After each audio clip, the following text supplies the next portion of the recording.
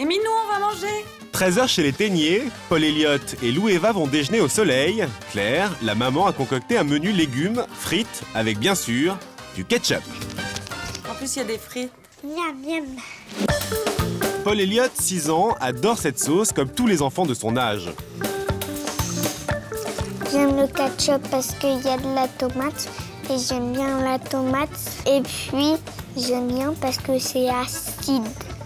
Je mange du ketchup avec des pâtes, de la viande, des frites et puis poulet. Tout comme chez Paul Elliott, de nombreuses familles en consomment depuis plus de 50 ans. En 2008, 22 000 tonnes de ketchup se sont vendues dans les supermarchés en France. Tomato ketchup Amora. Amora, Le Sieur, Heinz et d'autres se battent sur ce marché juteux. Ce sont les Américains qui nous l'ont fait découvrir après la Seconde Guerre mondiale, mais ce que l'on sait moins, c'est que son invention est chinoise. Les Américains y ont rajouté des tomates. Monsieur Heinz fabrique sa première bouteille de ketchup en 1876. Un succès phénoménal.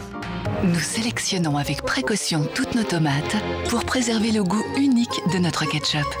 Et depuis, les Français s'y sont mis. Aurélien Guilloton nous a ouvert exceptionnellement les portes de son usine. Il y fabrique 300 millions de tubes et dosettes par an pour les restaurants et fast-food. Il nous dévoile ses secrets de fabrication. L'ingrédient principal, c'est bien sûr la tomate, le concentré de tomate, le sucre. Le sucre est le deuxième composant après la tomate. On va maintenant ajouter le sel, l'épaississant et du poivre. Et enfin, le mélange aromatique est un mélange d'épices et d'herbes et qui est en fait notre ingrédient secret. Cette société fabrique 12 000 tonnes de ketchup par an. Avant de sortir de l'usine, on teste la sauce en laboratoire. Taux de sucre, teneur en sel, tout est contrôlé. Le plus surprenant, c'est le test d'écoulement. Ici, on mesure simplement une vitesse d'écoulement. Attention, prêt, partez! Le ketchup doit parcourir 5 cm en 30 secondes. Grâce à ces tests, finit la galère du ketchup qui ne sort pas du tube. Ce que l'on reproche au ketchup, c'est d'être trop sucré, mais c'est aussi pour ça qu'on l'aime. Alors voilà quelques conseils de diététique avec Pascal Lemercier, nutritionniste. Alors, ce qui est important de lire en fin de compte sur une étiquette de ketchup, c'est de regarder essentiellement la quantité de glucides. Peu de graisse dans cette sauce, mais du sucre.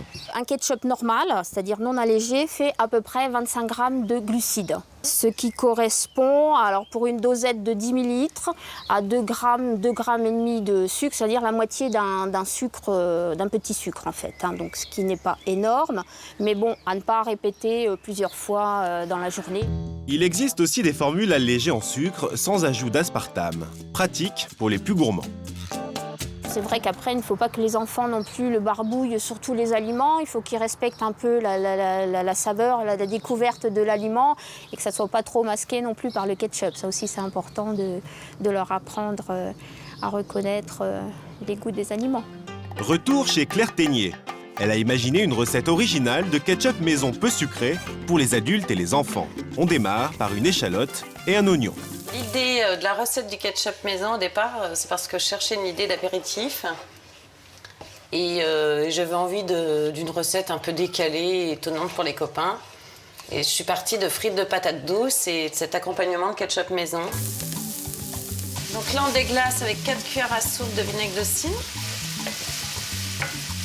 Ensuite, on ajoute le vin blanc, 15 centilitres. On va ajouter le dernier élément liquide qui est la sauce soja. Vous n'avez pas besoin de rajouter du sel, car la sauce soja est déjà très salée. On va ajouter du poivre, l'élément sucré qui est le miel, une cuillère à soupe de concentré de tomate. Il nous faut 250 ml de coulis de tomate. On s'en sert à toutes les sauces, c'est le cas de le dire. Et surtout en marinade pour des cuisses ou des ailes de poulet, du thon cru, des carpaccio. C'est devenu vraiment la sauce de la maison. On laisse mijoter 15 minutes et on mixe. Placé au réfrigérateur, il peut se conserver une semaine. Bon, je vais goûter quand même. Carrément bon. Les enfants, j'ai terminé le ketchup maison, on va faire un petit jeu. Les yeux bandés, les enfants vont devoir reconnaître le ketchup de leur maman, plus allégé, parmi 4 sauces différentes. Avec la bouche. Non. Non. Un autre. Hop, orange. Il est bon? Non.